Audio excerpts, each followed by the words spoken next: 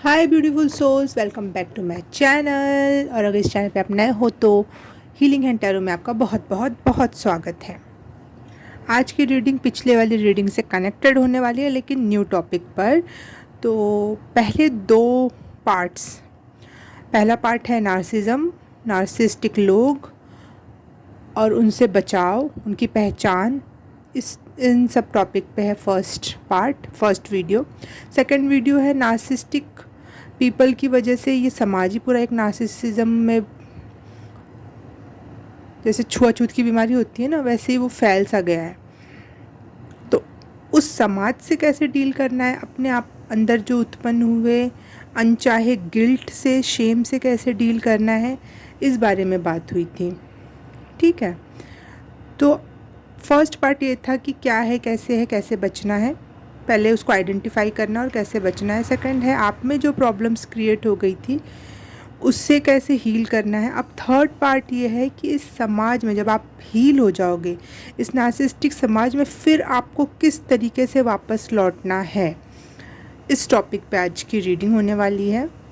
Very important, ये लड़का लड़की सबके लिए है। ये हर एक स्पिरिचुअल लोगों के लिए है जो जो काइंड हार्टेड हैं, जो एम्पैथेटिक हैं, दूसरों का दर्द समझते हैं, जो रियल सेंस ऑफ ह्यूमैनिटी को समझते हैं, जो जिन्हें ये लगता है कि दुनिया एक दूसरे के हेल्प करने से, प्यार करने से ही आगे बढ़ेगी, ना कि अपना अपना भर लेने से। ठीक है, उनके लिए है। इन वर्ड बोलूँ तो ये स्पिरिचुअल लोगों के लिए। लेकिन स्पिरिचुअल लोग इस समय थोड़े से भटके हुए हैं, क्योंकि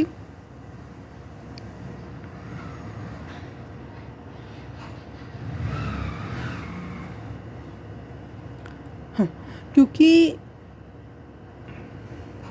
जो भी स्पिरिचुअल नॉलेज आ रहा है वो पहले सनातन धर्म से आ रहा है, और जिसमें भी पहले सॉफ्टनेस की तरफ ज़्यादा झुकाव था। लेकिन वो कलयुग में काम नहीं करेगा, वो इस समय के बिल्कुल नार्सिसिस्टिक समाज में काम नहीं करेगा। इस समय हमें थोड़ा और रौद्र रूप में आना चाहिए।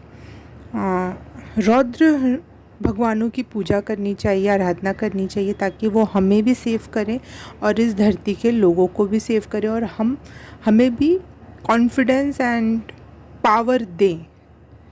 ठीक है, आप लोगों को बिलीव नहीं होगा, मैंने नार्सिज्म पे जब पहला वीडियो बनाया उसके जस्ट बाद ही मुझे एक सपना आया जिसमें एक या दो बंदर थे जिनके ऊपर पंख लगे हुए थे। मैंने बोली ये क्या वियर्ड सा सपना है। लेकिन जब मैंने उस वियर्ड मंकी करके सर्च किया तो पता चला कि वेस्ट में कोई एक दुष्ट चुड़ैल है थी, मतलब जो कि विंग्ड मंकी, पंखों वाले बंदरों का इस्तेमाल करती थी अपने नार्सिज्म को फैलाने के लिए। तो मतलब सोचो, मैंने वो उस टॉपिक पे बात की और मुझे नार्सिसिस्टिक लोगों का रिएक्शन भी मिल गया, जो यूनिवर्स में काम करते हैं इस चीज़ को भड़काने में, इस चीज़ को, जो नार्सिसिस्टिक टाइप की पर्सनालिटीज़ हैं ना, उनके दिमाग में और चीज़ें पन पाते हैं, ये गंदी एनर्जीज़ की। अब इस तरीके से काम करो, अब ये करो, अब ये करो, इससे और परेशान होंगे। तो वो किससे परेशान करना चाहते हैं? वो स्पिरिचुअल लोगों को परेशान करते हैं, क्योंकि स्पिरिचुअल लोगों के पास पोटेंशियल है इस दुनिया को बदल के रख देने का, इस दुनिया में पीस एंड काइंडनेस का घोल पिला देने का, इस दुनिया को पीस एंड काइंड बना देने का। ठीक है, तो बहुत ही यूनिक और अजीब बात थी कि वो सपना उसके दूसरे दिन ही आ गया था मुझे। लेकिन साथ ही साथ मुझे एक सपने में, उसी सपने में ये भी दिखाई दिया कि उनका नाश हो रहा है, वो लोग ख़त्म हो रहे हैं। वो भी किसके द्वारा? रौद्र भगवानों के द्वारा। आप शैव हो, वैष्णव हो, डजेंट मैटर। अगर आप कृष्ण की पूजा करते हो, राम की पूजा करते हो, तो मेरा सजेशन ये होगा कि नरसिम्हा भगवान की तरफ ज़्यादा आपका झुकाव होना चाहिए, उस फॉर्म का। ठीक है, अगर आप शिव की पूजा करते हो तो आपको भैरव, उनके रौद्र रूप, हनुमान जी को भी हम सॉफ्ट एंड काइंड और क्यूट समझते हैं ना, नहीं, वो भी बहुत रुद्र है, रौद्र रूप है वो भी है शिव जी का। हनुमान जी की पूजा, वो भी रौद्र रूप, दिमाग में रौद्र रूप होना चाहिए उनका। और शिव जी ने एक और रूप लिया था, शरभावतार। हम ये उनका बॉडी शेर की होती है, 4 या 8 हाथ होते हैं, पैर होते हैं उनके, और चेहरे पे चोंच सी लगी होती है। कुछ जगहों पे उनका शेर जैसा चेहरा दिखा है, कुछ जगहों पे एक चिड़िया जैसा चोंच जैसा चेहरा दिखाया है। उस रूप की पूजा कर सकते हो आप। देवियों में आप काली, चामुंडा, दुर्गा भी योद्धा देवी हैं, ठीक है। जितनी भी अष्टमातृकाएँ हैं उनमें से भी जो रौद्र अष्टमातृकाएँ हैं हमारी, चामुंडा,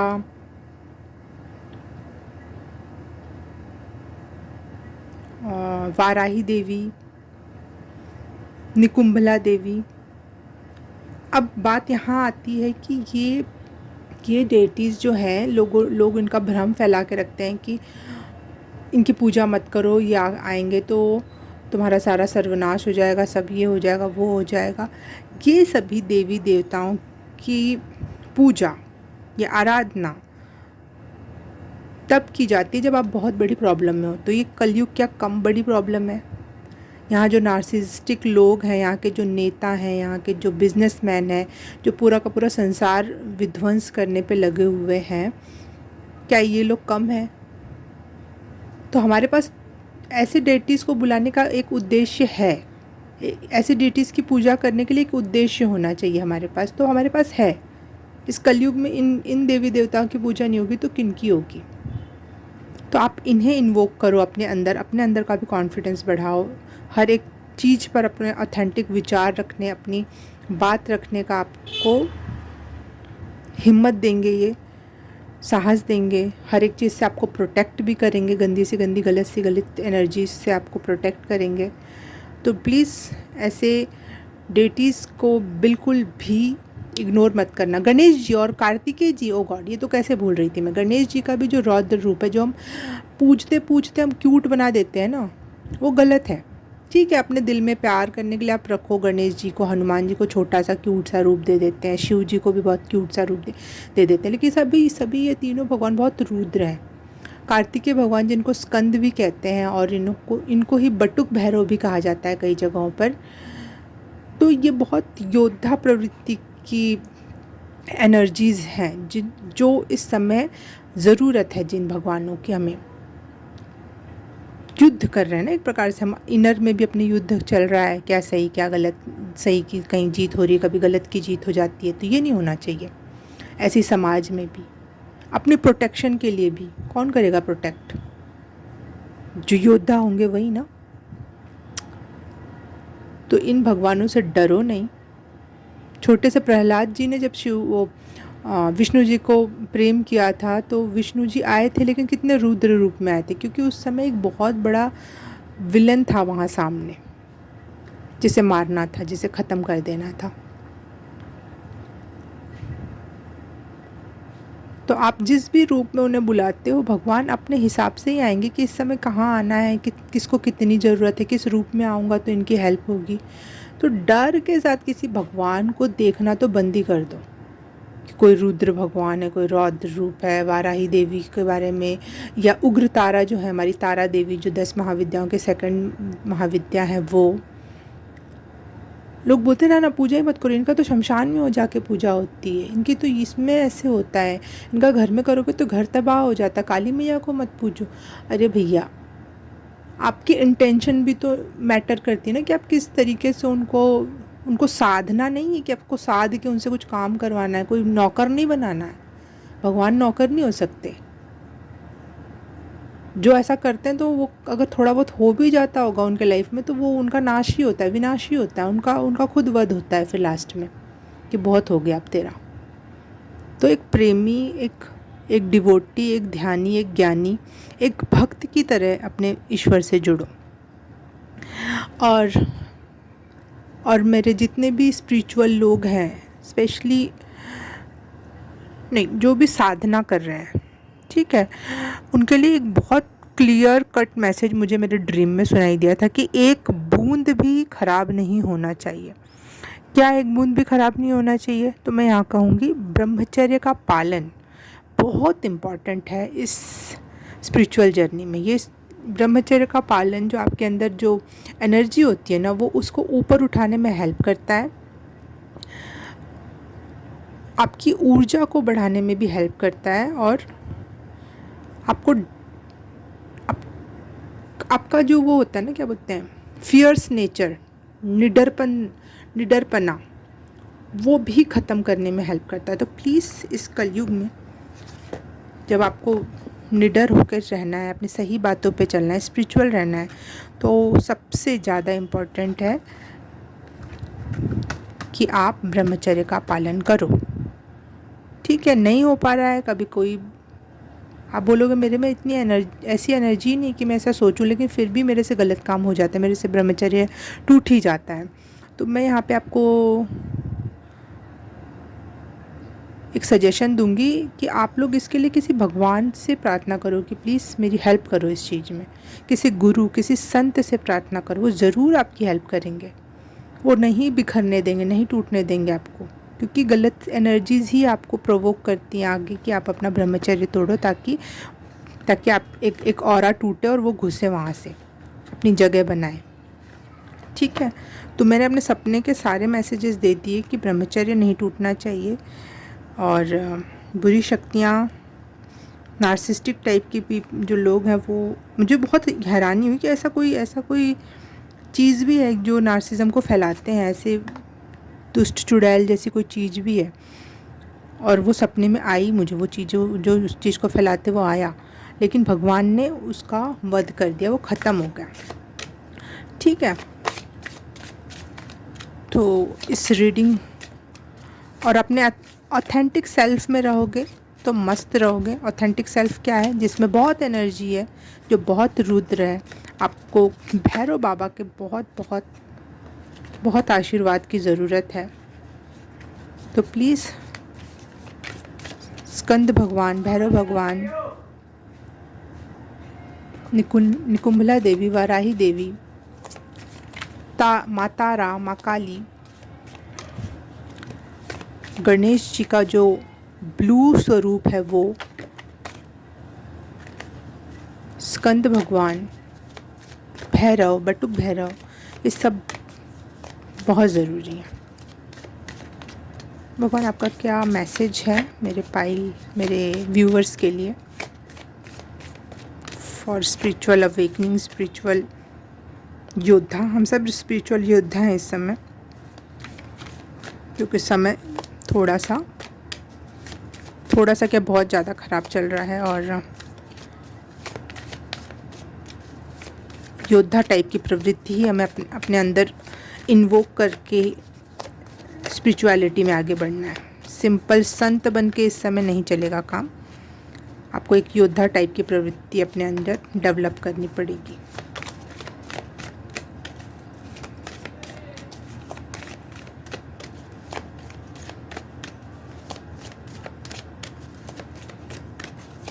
क्या मैसेज है, क्या गाइडेंस है, क्या मैसेज है? Please Sharab Dev, please.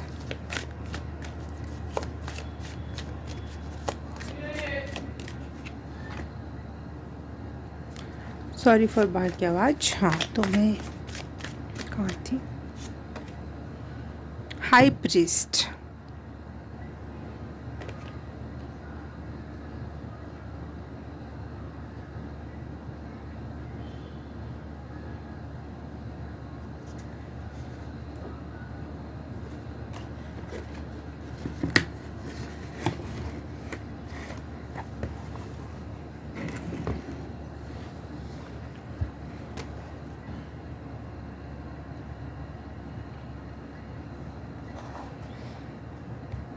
Suggestion यही है कि हमें अपने लाइफ को कमांड करना चाहिए, खुद ही लीडर बनना चाहिए, लीडरशिप क्वालिटी डेवलप करनी चाहिए। देखो, सेम वही बातें बोल रही हूँ जो मैं पहले बोल रही थी, वही सेम कार्ड में आया है। हाई प्रीस्ट का मतलब यही है कि it's time for strong and selfless service. Strong होना है लेकिन सेल्फलेस सर्विस करना है। सेल्फलेस सर्विस कौन करता है? संत महात्मा लोग, ठीक है, लेकिन स्ट्रॉन्ग होके करना है। हमें अपना कॉन्फिडेंस, अपना कमांड खुद लेना है, खुद लीडर बनना है। ऐसा नहीं कि संत होकर साइड में हो गए, दुनिया से अलग नहीं। इस दुनिया को लीड करना है हमें, क्योंकि इस समय इसकी ज़रूरत है।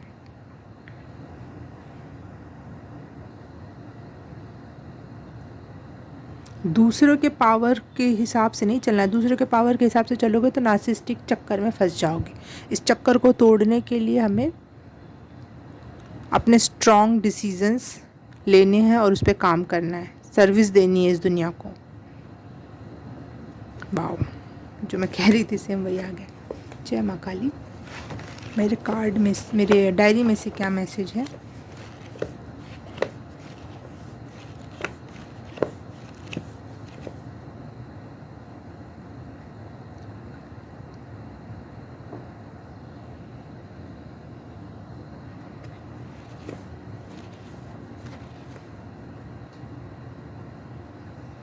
योद्धा प्रवृत्ति से मुझे याद आया, जैसे सिख धर्म में पहले संत होते थे तो धीरे धीरे वो योद्धा इसमें बदल गए,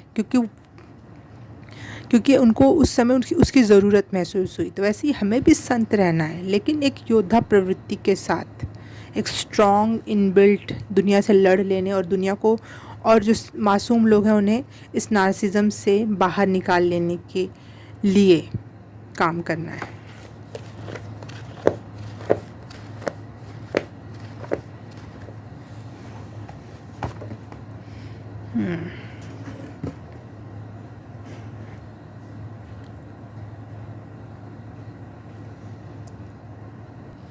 मेरी डायरी से ये मैसेज आया है कि जैसे पहले आपको ये फ़ील होता था कि लोग आपको तुच्छ जैसा फ़ील करवा रहे हैं, नेग्लेक्टेड फील करवा रहे हैं, नौकर जैसा फ़ील करवा रहे हैं, सारा काम करने के बाद भी आप पे ही चढ़ रहे हैं कि ये कैसे, वो कैसे, ये कर दो, वो कर दो। लेकिन जब आप ब्रह्मचर्य का पालन करोगे और ये स्ट्रॉन्ग डेटी, फियर्स डेटी की आराधना करोगे, उनको इन्वोक करोगे अपने अंदर, तो आपको एक सच्चे प्यार की अनुभूति होगी। शायद वो आपको रियल लाइफ में मिल जाए, या फिर अपने आत्मा स्तर पे आपको एक सच्चे प्यार की, एक कंप्लीशन की अनुभूति होगी कि कोई मुझसे प्यार करता है। और वो जो सेक्सुअल एनर्जी जिसको हमने ब्रह्मचर्य के थ्रू रोके रखा, अपने ऊपर काम किया, वो एनर्जी हमको मल्टीपल होकर बहुत परमानंद में, जो बोलते हैं ना, वो सेक्सुअल एनर्जी का जैसे 0.001% होती है, लेकिन वही एनर्जी जब ऊपर उठ जाती है और हम ईश्वर से एकाकार फील करते हैं तो वही बहुत हज़ार गुना में बदल के वो मिलती है। तो उसमें काम तो नहीं रहता, जो काम बोलते हैं जिसको हिंदी वाला काम, वो तो नहीं रहता, लेकिन वैसी ही वाली फीलिंग हज़ार गुना होकर बहुत अलग लेवल पे प्रेम और सम्मान की फीलिंग देता है। ठीक है, बहुत बहुत ज़्यादा ऐसा लगता है कि कोई बहुत सम्मान कर रहा है आपका, बहुत प्रेम कर रहा है, उसको एक्सप्लेन नहीं किया जा सकता। तो आपको वो चीज़ों का अनुभव होगा अगर आप मेरी इस बातों को मानोगे, तो जो गाइडेंस है उसको मानोगे तो। और जो चीज़ें आपसे छीन ली गई, जो आपके अधिकार थे, जो आपका सम्मान था, वो आपको कई गुना होकर वापस मिलेगा। और उनके थ्रू नहीं मिलेगा जिन्होंने छीना। वही नहीं आके आपके हाथ में दे के जाएंगे, ले तेरा सामान था ना, तू रख ले। नहीं, ऐसे नहीं मिलेगा। ऐसे मिलेगा जैसे कि यूनिवर्स ही आप पे वर्षा कर रहा है उस चीज़ की, और आप उसके ओनर खुद हो। ऐसा नहीं कि पहले कोई और ओनर था और अब आप ओनर हो गए उस चीज़ के। नहीं, नाम नहीं बदला गया, उस थी ही आपकी, वो चीज़ ही आपकी है, आप उसको ओन करते हो। ऐसा कुछ मिरेकल या ऐसा कुछ चीज़ें घटित होंगी जो बिल्कुल आपको आपकी चीज़ों का ओनर बना देगा, जिसमें कोई शक नहीं रह जाए। आपको एविल आइज से भी प्रोटेक्ट किया जाएगा, ये फॉर श्योर है। अगर आप ऐसे डेटीज़ का और नार्सिज्म के खिलाफ जो काम करोगे तो आपको एविल आई से प्रोटेक्शन पक्का मिलने वाली है। कोई भी प्रकार की नेगेटिव एनर्जी आपको परेशान कर ही नहीं सकती जब आप इस रास्ते पे चलोगे तो।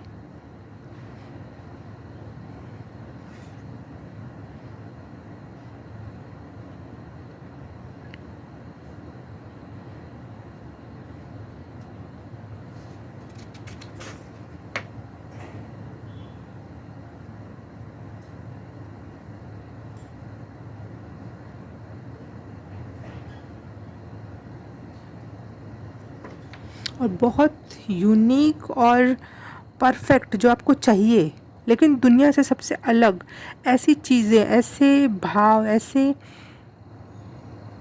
ऐसी चीज़ें से आपसे मिलवाया जाएगा। ऐसे इंसान हो सकते हैं, ऐसी चीज़ें हो सकती हैं, या आपका आपा खुद, अपना अस्तित्व खुद आपका उस चीज़ की गवाही देगा कि आप इतने ऑथेंटिक और यूनिक हो रहे हो कि वो सबसे स्पेशल और सबसे ज़रूरी फील होगा कि अरे ये तो सबसे ज़रूरी पार्ट था मेरा।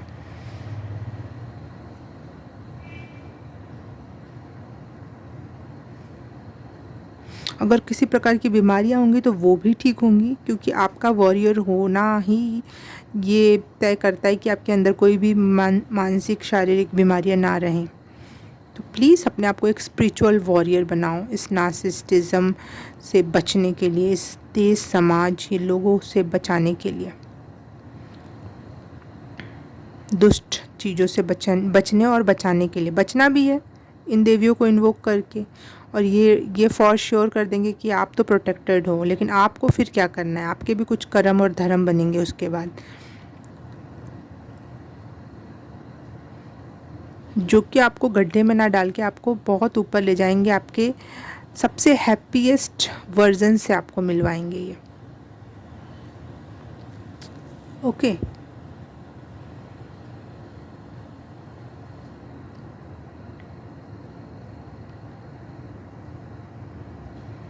सर्विस देने वाला और वॉरियर और स्पिरिचुअल, ये तीनों लेयर्स को मिला दोगे तो आप अपने सेल्फ को पालोगे।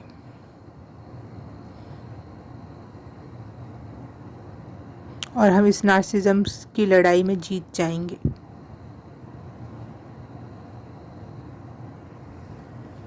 ओके। लेकिन जिसने जो फर्स्ट पार्ट देखा है, सेकंड पार्ट देखा है, थर्ड पार्ट देखा है, पहले अपने आप को चेक करो कि आप किस स्टेज पर हो। इनिशियल स्टेज पे हो तो आपके लिए फर्स्ट पार्ट की गाइडेंस पे पहले काम करना ज़रूरी है। आपको लगता है अभी आप सेकंड स्टेज पे हो, गिल्ट से डील कर रहे हो, परेशानी से डील कर रहे हो, तो आपको सेकंड पार्ट के वीडियो में जो गाइडेंस है उससे गो थ्रू होना है, उस पर काम करना है। और अगर आप थर्ड स्टेज पर हो जहाँ पे लग रहा है कि अब क्या, तो वहाँ पे आपको ये गाइडेंस काम आने वाली है। ओके।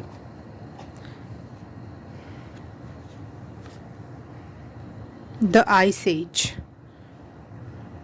एज ख़त्म होगा और नया एज स्टार्ट होगा जहाँ पे हरियाली होगी, खुशहाली होगी। आइस एज अगर आपने फॉरेन की मूवीज़ वगैरह में आपने देखा है तो, जो 2000 ईयर्स का आइस एज था जहाँ पे धरती धीरे धीरे ठंडी हो गई थी, बर्फ़ जम गई थी।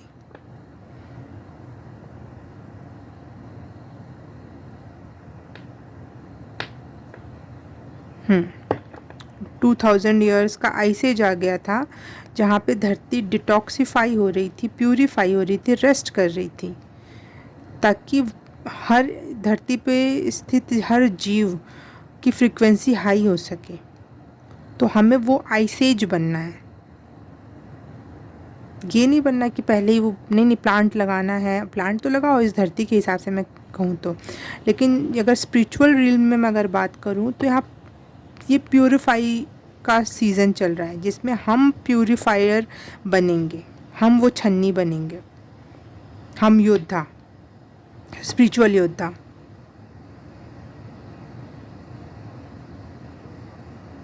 जिससे हर चीज़ हील होने के बाद एक गोल्डन एज आ जाएगी, the most glorious and spiritual time आएगा,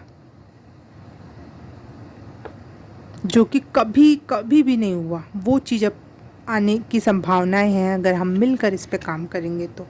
कुछ लोगों को मेरी बातें कल्कि से मैच करती हुई सुनाई देंगी जो, लेकिन मैं आपको बता दूं क्रिश्चियनिटी में भी, मुस्लिम धर्म में भी ऐसी, और हिंदू धर्म में भी, और बौद्ध धर्म में भी, जितना मैं जानती हूँ, और धर्मों के बारे में तो मैं नहीं जानती हूँ, ये कहा गया है कि कोई आएगा और हमें बचाएगा।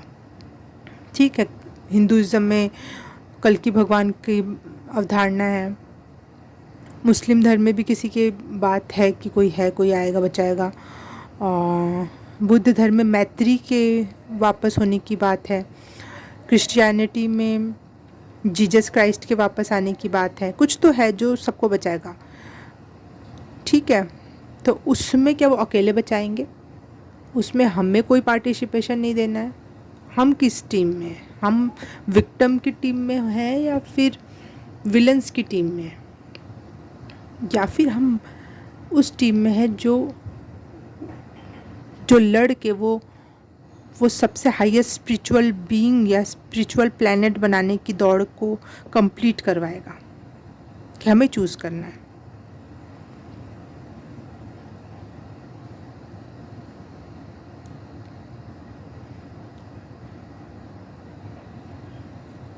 अगर आप आज जिस समय ये वीडियो डाल रही हूँ उस दिन देख रहे हो तो ये बहुत अच्छा दिन है। ये कामाख्या के अम्बुबाची मेले का टाइम है 22 से 26 तारीख के बीच में।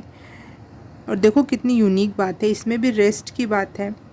जो 2000 ईयर्स का रेस्ट करती है पृथ्वी, ताकि बाद में एक अच्छी वाइब्रेंसी वाली चीज़ें आपके लाइफ में आ सकें। जैसे हमारे समाज में बोला जाता है आराम हराम है, नहीं, आराम करोगे तभी तो आप अच्छी फ्रीक्वेंसी अच्छी एनर्जी से वापस से लौट के अपना काम कर पाओगे, है ना। तो वैसे ही धरती भी आराम करती है। यहाँ पे जो दिया गया है कि आइस एज आई थी, उसके बाद आराम करने के बाद एक अच्छी फ्रीक्वेंसी पे चीज़ें घटित हुई और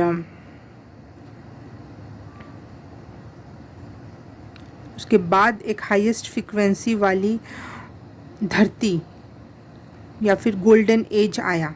वैसे ही अम्बुबाची मेले में ये बोला गया है कि जब माँ कामाख्या रजस्वला होती हैं 6 दिनों के लिए, तो पूजा पाठ बिल्कुल बंद हो जाता है, खेती बाड़ी बिल्कुल बंद हो जाती है, फूल फल तोड़ना सब बंद रहता है। उस दौरान कोई भी प्रकृति में किसी भी तरीके से कोई भी तरीके की हलचल या काम नहीं किया जाता है। स्पेशली असम में वहाँ पे एक नियम है। तो वो भी तो वही है ना कि हम धरती को रेस्ट दे रहे हैं इस समय, इस क्रिएटिव एनर्जी को हम रेस्ट दे रहे हैं। कामाख्या माँ की रजस्वला होना मतलब वो उनको हम रेस्ट दे रहे हैं, अपनी क्रिएटिव एनर्जी को रेस्ट दे रहे हैं। तो अगर आप हो सके तो इस दौरान रेस्ट की एनर्जी को टैप इन करना। किस तरीके से करोगे अब आप पे है कि आप रियल लाइफ में क्या करते हो। हर एक की अलग अलग सिचुएशन है। तो प्रकृति को कोशिश करना है, कितने भी हेक्टिक लाइफ हो आपकी, कितने भी कोई नहीं कर सकना, ये नहीं कर पाऊँगा, वो नहीं कर पाऊँगा, कुछ भी हो, कितना भी कुछ हो, लेकिन मैं आपके लिए एक बात कहूँगी कि प्रकृति को कम से कम नुकसान पहुँचाने वाले काम करना इन 6 दिनों में। और अगर आप इस दौरान ये वीडियो नहीं देख रहे हो, आपको बहुत बाद में मिला है, तो आपके लिए उस समय मैसेज है कि आपको रेस्ट की ज़रूरत है। अपने आप को रेस्ट दोगे तभी आपकी एनर्जी हायर फ्रिक्वेंसी को टैप इन कर पाएगी। आराम हराम नहीं है। कभी कभी लेज़ी होना बहुत अच्छी बात होती है, ताकि उसके बाद आप रिजुनेट होकर उस एनर्जी का हायर लेवल पे इस्तेमाल कर सको। ठीक है, ताकि अपने लाइफ पर्पस से मिल सको, जुड़ सको, काम कर सको। लाइफ पर्पस, और बोलते हैं ना मेरा लाइफ पर्पस क्या है मुझे नहीं पता। सबका लाइफ पर्पस यही है कि इस धरती को और सुंदर बनाया जा सके, इस धरती को और स्पिरिचुअल बनाया जा सके। अलग अलग माध्यम से हो सकता है, इसलिए धरती को और क्रिएटिव बनाया जा सके, स्माइल करने लायक बनाया जा सके, हंसने लायक बनाया जा सके, अच्छी सांस लेने लायक बनाया जा सके।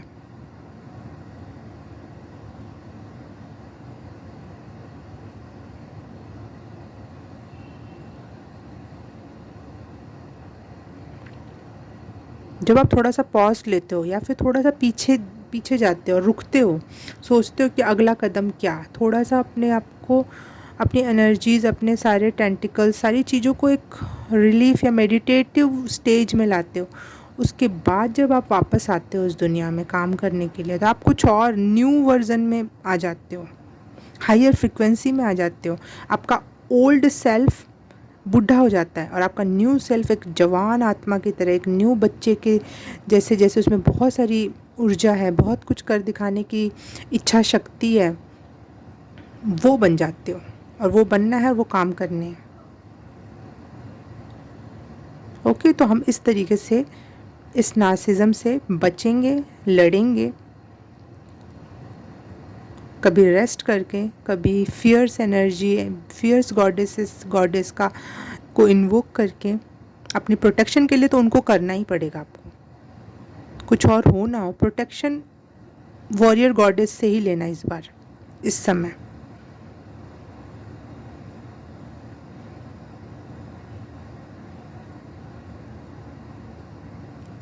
ओके, शायद अब ये पार्ट पूरे हुए थे, 3 पार्ट नार्सिज्म के ऊपर, क्योंकि मैंने तो फर्स्ट भी नहीं सोचा थी नार्सिज्म पे बनाने के लिए, लेकिन वो टॉपिक आ गया। सेकंड नहीं सोचा था क्योंकि उसके बाद मुझे एक और सपना आ गया, वो मैंने आपको नहीं बताया था सेकंड पार्ट में, लेकिन यही सपना था कि अपने ऑथेंटिक सेल्फ से जुड़ोगे और जिस बात पे लोग आपको गिल्टी फील करवाते हैं उस पर गिल्टी ना फील करोगे, इस तरीके का कुछ सपना आया था मुझे, तभी मैंने सेकंड पार्ट बनाया था। और थर्ड पार्ट के लिए तो बिल्कुल कंफर्मेशन आ गई थी कि नार्सिस्टिक लोग अपना काम कर रहे हैं, अपना फैलावा फैला रहे हैं, और फियर्स गॉड जो हैं वो इनका संहार कर रहे हैं और हमारी रक्षा कर रहे हैं। तो ये 3 पार्ट तो ऐसे बन गए जो मैंने सोचा भी नहीं था ये तीनों पार्ट के बारे में। तो मुझे नहीं पता इसके बाद भी कोई पार्ट होगा, मुझे तो लगता है कि ये सब्जेक्ट यहाँ ख़त्म होता है। अगले बार हम शायद किसी और टॉपिक, किसी और मुद्दे पे बात करेंगे, किसी और गाइडेंस पे बात करेंगे। ओके, तो आज के लिए बस इतना ही। मैं आपसे मिलूँगी किसी और रीडिंग, किसी और पाइल में। और प्लीज़ इस वीडियो को लाइक, सब्सक्राइब एंड शेयर करना। जो ऐसे लोग हैं, जो स्पिरिचुअल लोग हैं, उन तक पहुंचाना ये बात, और कमेंट कर देना ताकि मुझे पता चल जाए कि कितने लोगों को रेजोनेट हुआ, समझ में आया, अच्छा लगा, ताकि मैं भी मोटिवेट हूँ और नेक्स्ट वीडियो बना सकूँ। ओके, तब तक के लिए बाय बाय, नमस्ते।